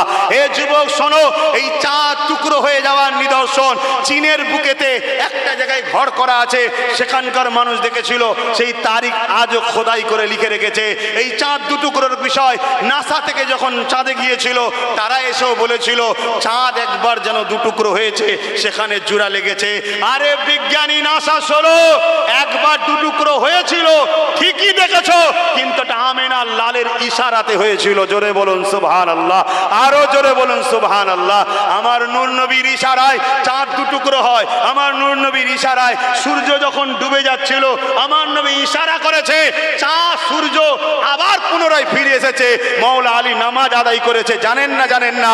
আমি তাই যুব সমাজকে বলবো, এই নবীকে নিজের নেতা বানাও, এই নবীকে নিজের সর্দার বানাও, এই নবীকে রসুল নবী বলে মানো, জীবনের প্রতিটা জায়গায় ইনাকে মডেল বানাও। পৃথিবীর শ্রেষ্ঠ তুমি হবে, তোমাকে দেখে দুনিয়া ফলো করবে। আজ তুমি কোথায় ছুটছো, কার পিছনে ছুটছো, কাকে দেখছো? যার সমাজ ঠিক নেই, যার চরিত্র ঠিক নেই, যার ক্যারেক্টার ঠিক নেই, যার ভাষা ঠিক নেই, তার পিছনে তুমি জিন্দেগি কাটিয়ে আজকে দুনিয়ার বোঝা হয়ে দাঁড়িয়েছি তুমি আমি। তাই সবাই মিলে আমাদেরকে ইউজ করেছে, ব্যবহার করেছে, লুটেছে, আজকে প্রতিজ্ঞা নিচ্ছে আমাদেরকে শেষ করে দিবার। আসো, সময় আছে, নবী পাকের কদমে আসো, নবীকে মডেল বানাও, নবীকে পিয়ার করো, নবীর অনুসরণ করে জিন্দেগি কাটাও। মনে রাখবে, আমাদেরকে মিটাবার চেষ্টা চেঙ্গিস খান করেছিল, মিটে গেছে। হালাকু খান করেছিল, মিটে গেছে। হতবাগ আকবর করেছিল, মিটে গেছে। যারা যারা চেষ্টা করেছে, মিটে গেছে। শুধু যদি আমরা হুজুরকে ধরে রাখি, আল্লাহ আমাদেরকে আবার কামিয়াবি দেবে। জোরে বলুন সুবহানাল্লাহ, আরো জোরে বলুন সুবহানাল্লাহ। ভাইরা আমার, হযরতে আমার নবী পাকের এই আদর্শ দেখে হাবিব আজমি তখনও কিন্তু কলমা পড়েনি। হাবিব আজমি কলমা, এই কথাটা পুরো কমপ্লিট করে নিয়ে দোয়া করে দিচ্ছি, কারণ নামাজের ব্যাপার আছে, ওয়াক্ত আছে। কিন্তু তারপরও 20-তে আজান, 4:30 জামাত, আর 10 মিনিট আছে, 2 মিনিটের মধ্যে এটা বলে শেষ করছি। এটা শেষ করি নাকি? হাবিব আজমি বিশ্ববিখ্যাত জাদুঘর, ওর তো মুখে আর ভাষাই নেই। আবু জেহেল কানে এসে বলছে, দেখেছো কত বড় জাদুঘর, ওপরে জাদু করেছে। আবু জেহেল তো মূর্খ। আবু জেহেল মানে কি? মূর্খের পিতা। আবু জেহেল মানে কি? জাহেলের পিতা। হাবিব আজমি জানে তো যে আসমানে যখন চাঁদ দুটুকরো হয়েছে, ইনি জাতা না, ইনি জাদুকর না। কেন আসমানে জাদু? জোরে বলেন। চলে না? আবু জেহেলকে তম্বি করেছে, বকেছে, রাগ করেছে, চুপ করো আলী খান ভক ভক করছে, তুমি বোঝো না কিছু, চুপ করিয়ে দিয়েছে। আমি আমার ভাষাই বলছি আপনাকে, যেটা বুঝতে পারবেন। তো ওই সময় হাবিব আজমি আমার রাসূলুল্লাহর দিকে আরো 2-1 কদম এগিয়ে গেলেন। এগিয়ে যে বলছে, মুহাম্মদ সাল্লাল্লাহু আলাইহি সাল্লাম, আমার মনের মধ্যে একটা কথা আছে, বলতে পারবেন? হাই রে মুফতি, হাই রে মৌলানা, হাই রে পীর সাহেব, হাই রে পীরজাদা। আজকে কিছু মুফতি মৌলানা বেরিয়েছে যারা বলে নবী নাকি মনের খবর জানে না। বলে না, বলে না? আর এক মুনাফেকিরা। আর ওই হাবিব আজমি কি বলছে? আমার মনের মধ্যে একটা কথা আছে, বলতে পারবে? তার মানে কি, তৎকালীন বেঈমানরাও জানতো নবী যে হবে সে মনের খবর বলতে পারবে। জোরে বলুন সুবহানাল্লাহ। নবী শব্দের মানে কি? নবী শব্দটার মানে হলো গায়েবের কথা যে জানাই। জোরে বলুন সুবহানাল্লাহ। কিন্তু নবীকে জানিয়েছে কে? জানাই কে? জোরে বলুন আল্লাহ। আর আল্লাহকে জানাই কে? আল্লাহকে নবী জানে? আল্লাহ খোদ জানে। তাহলে আল্লাহ নবীর মধ্যে পার্থক্য হলো না? হলো না? আল্লাহও জানে মনের খবর, নবীও জানে মনের খবর, কিন্তু নবীকে আল্লাহ জানায়, আল্লাহকে কেউ জানায় না। তাহলে পার্থক্য হলো না? হলো না? যেখানে পার্থক্য হয় সেখানে সেরেক হয় না। এ কথা মাথায় ঢুকলো না? ঢুকলো না? কিন্তু এত হিংসা আমার নবীর উপরে, এত রাগ, এই মেসেজগুলো আমাদের সমাজে আজকাল একদল দাঁড়িয়েওয়ালা টুপিওয়ালা মৌলী সাহেব সেজে ঘুরে বেড়াচ্ছে, ছড়াচ্ছে। এতে আমাদের ইমান চলে যাচ্ছে। নবীর উপরে যদি কারো আকীদা থাকে নবী অন্তরের খবর বলতে পারে না, জানে না, জানতো না, তার ইমান চলে যাবে, ইমান চলে যাবে। তা হাবিব আজমি আমার রাসূলুল্লাহর দিকে আগিয়ে এসে বলছে, আমার মনের মধ্যে একটা কথা আছে, খুব কথাটাকে আমাকে কষ্ট দেয়, বলতে পারবে? আল্লাহর নবী মুচকে এসে বললেন, তোমার একটা 8 বছরের মেয়ে আছে যে জন্মগত প্যারালাইসিস। কি? মক্কায় বাড়ি তার নয়, ইয়ামিনে, বহুত দূর, কয়েক হাজার মাইল দূরে। তখন মোবাইলও নাই। আর হঠাৎ করে নবীকে এসে জিজ্ঞেস করছে, শুনছেন তো নাকি? তা হাবিবে আজমির, ওই হাবিবি আমানির কথা শুনে নবী কি বলছে? তোমার একটা 8 বছরের মেয়ে আছে যে জন্মগত প্যারালাইসিস। তোমার মনের মধ্যে হয় তোমার মেয়েটা যদি সুস্থ হয়ে যায় তুমি বড় খুশি হবে। চোখ দেওয়ার পানি রাখতে হাবিবি আমানি পারেনি। কেন? সাদ্দাক্তা, মোহাম্মদ যেটা বলছে সত্য বলছে। জোরে বলুন সুবহানাল্লাহ। কিন্তু তখনও কলমা পড়েনি, কলমা পড়েনি, চলে যাচ্ছে। আবু জেহেল বলছে, ভাই শোন, ভাই শোন, ভাই অনেক খেয়েছি, কিছু বলে যা, এটা বোঝাবার জন্য বলছি। কিন্তু হাবিবি আমানি আর আবু জেহেলের কথা শুনে না। কেন? আবু জেহেল বদমাইশ। আরে এরকম একটা ব্যক্তি পেয়ে আবু জেহেল বিরোধী করছে, ইনি তো আখেরি মেসেঞ্জার, প্রতিটা আসমানি কিতাবে ইনার কথা আছে। কথা বুঝে আসছে না? না? তো ওই সময়তে হাবিব ইয়ামানি চলে গেছে কোথায়? নিজের দেশে। কিন্তু তখন তার এই রাস্তা নয়, ঘোড়ায় পিঠে চেপে যেতেই ইচ্ছে। অনেক দিনের রাস্তা অতিক্রম করে করে করে করে একদিন যে ইয়ামিনে পৌঁছেছে, পৌঁছে যখন দরজায় আঘাত দিয়েছে, দরজা খুলেছে কে? তার মেয়েটা। কিন্তু সে হাঁটতেও পারতো না, চলতেও পারতো না। দেখছে মেয়েটা সুস্থ দাঁড়িয়ে দরজা খুলছে। জোরে বলুন সুবহানাল্লাহ। মেয়ের এই দৃশ্য দেখে বাবা অবাক। হাবিব ইয়ামানি জিজ্ঞেস করছে, মা তোমারই অবস্থা? তখন মেয়ে বলতে লাগছে, ঘরেও ঢোকে নই, দাঁড়িয়ে দাঁড়িয়েই কথা হচ্ছে, যে এক রাত্রিরে এক জ্যোতিষময় মানুষ পুরো চেহারা থেকে নূর চমকাচ্ছে, এসে আমাকে বলেছে মা উঠে দাঁড়াও। আমি বললাম আমি তো উঠতে পারি না। তখন তিনি বললেন, বলো লা ইলাহা ইল্লাল্লাহু মুহাম্মাদুর রাসূলুল্লাহ, লা ইলাহা ইল্লাল্লাহু মুহাম্মাদুর রাসূলুল্লাহ। সকলে বলেন লা ইলাহা ইল্লাল্লাহু মুহাম্মাদুর রাসূলুল্লাহ। এই কালেমা খানা পড়ার পরে বলল বিসমিল্লাহির রহমানির রহিম বলে উঠে দাঁড়াও। আমি যখনই উঠলাম সঙ্গে সঙ্গে উঠে দাঁড়াতে চলতে পেরে গেলাম। আমি তেনার কাছে জানতে চাইলাম, কে আপনি? তখন তিনি বলল, মা খুব শিগগিরই এই কলেমা তোমার বাবাও পড়বে। জোরে বলুন সুবহানাল্লাহ।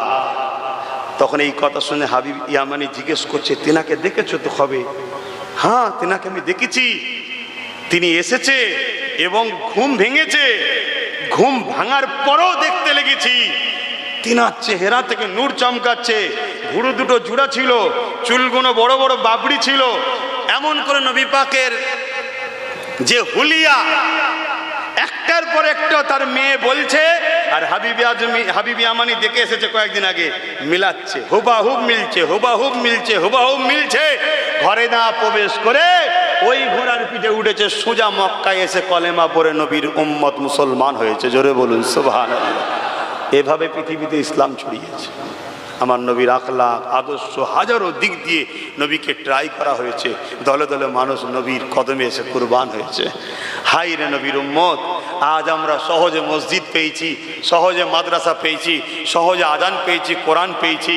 তাই আমাদের হুঁশ নাই আজকে এগুলোকে ভালোবাসা, যত্ন করা, পিয়ার করা, কি করা দরকার এসব বিষয়ে আমাদের কোনো খেয়ালই নাই। আজকে মসজিদে আজান হয়, আমার ঘরের যুবক ক্লাবে থাকো, পার্টি অফিসে থাকো, মাচানে থাকো, রাস্তাঘাটে থাকো, পরে আলোচনা নিয়ে, পর চর্চা নিয়ে ব্যস্ত হয়ে আছো। তোমার কি এটা কাজ? তুমি তো নূর নবীর উম্মত।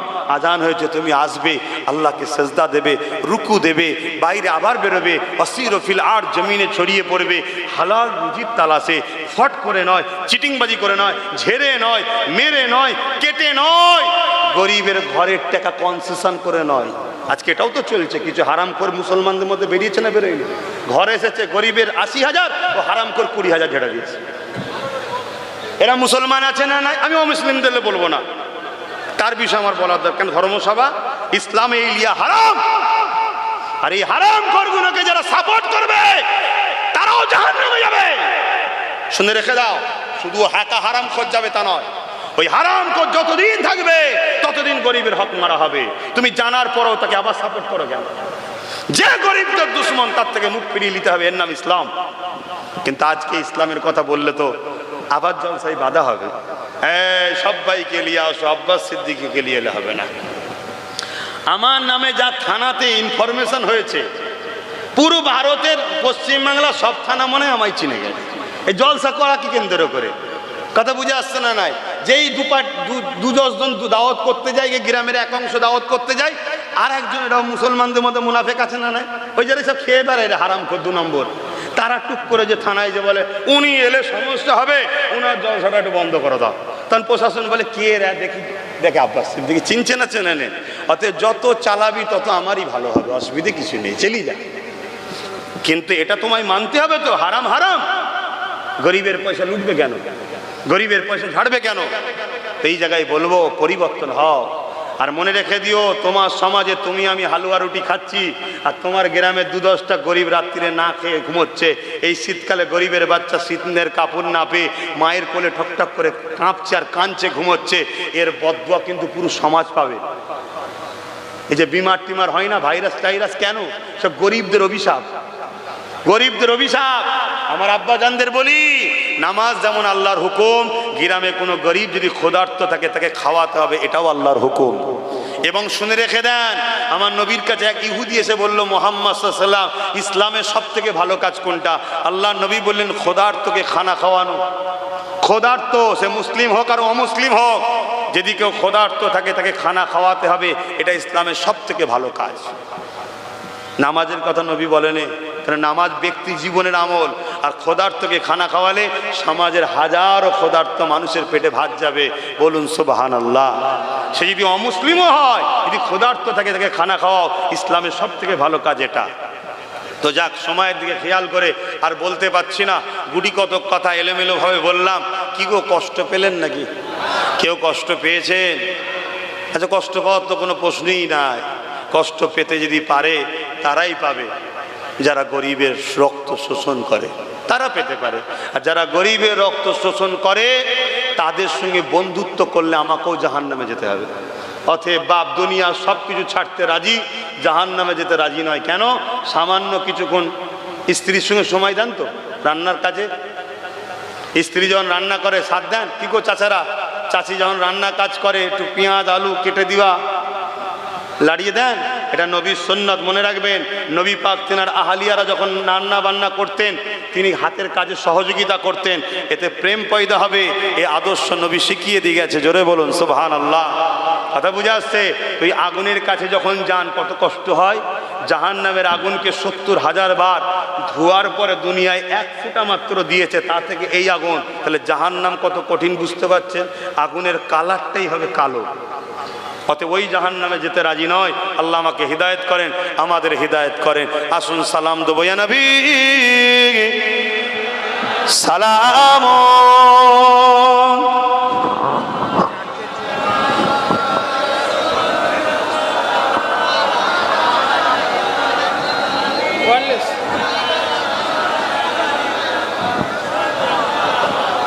হ্যালো হ্যালো,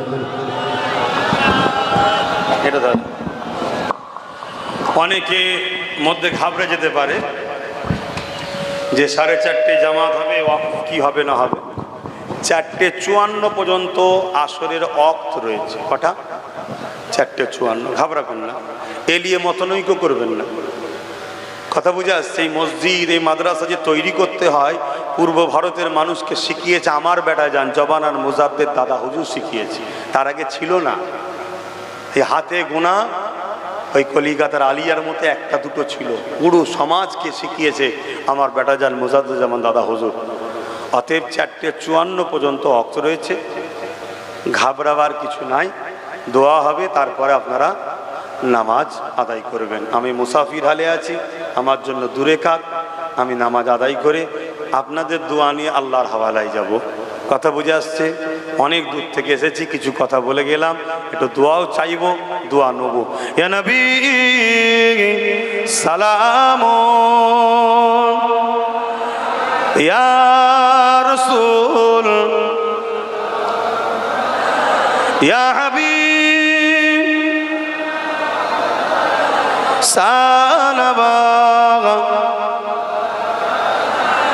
কঠিন হাসরের দিনে কি আছে মোদের কপালে, গুনাহগার উম্মাত আপনার লইবেন সঙ্গে মাহশরে। ইয়া নবী সালাম, ইয়া রাসূল সালাম, ইয়া হাবিব সালাম সালাওয়াতুল্লাহ। সকলে বসেন, নামাজের দিকে খেয়াল করে সংক্ষেপ করুন। সকলে বসুন। বালাগাল ওলা বিকামালিহি।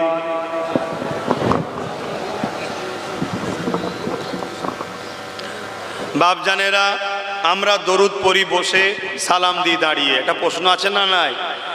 দাঁড়িয়ে কেন সালাম দিই? দাঁড়িয়ে সালাম দেওয়া হলো সুন্নাতে সাহাবা। সাহাবারা দাঁড়িয়ে দাঁড়িয়ে সালাম দিতেন, জোরে বলুন সুবহানাল্লাহ। রাসূলুল্লাহর কলিজার টুকরি ফাতেমা হুজুর দাঁড়িয়ে সালাম দিতেন, জোরে বলুন সুবহানাল্লাহ। আর একটা বিষয় হলো দরুদ পড়লে সওয়াব হয়, সালাম দিলে নবীর জবাব পাওয়া যায়। নবী যখন জবাব দেবেন বসে নেবেন, আদবের সঙ্গে নিতে হয়। কেন আল্লাহ কোরআনে বলেছে সল্লু, দরুদ পড়ো, ওয়াসাল্লিমু, সালাম দাও। সালামের বেলায় বলেছে তাসলিমা, সব থেকে উত্তম ভক্তি ভালোবাসা আদবের সাথে দাও, জোরে বলুন সুবহানাল্লাহ। কিন্তু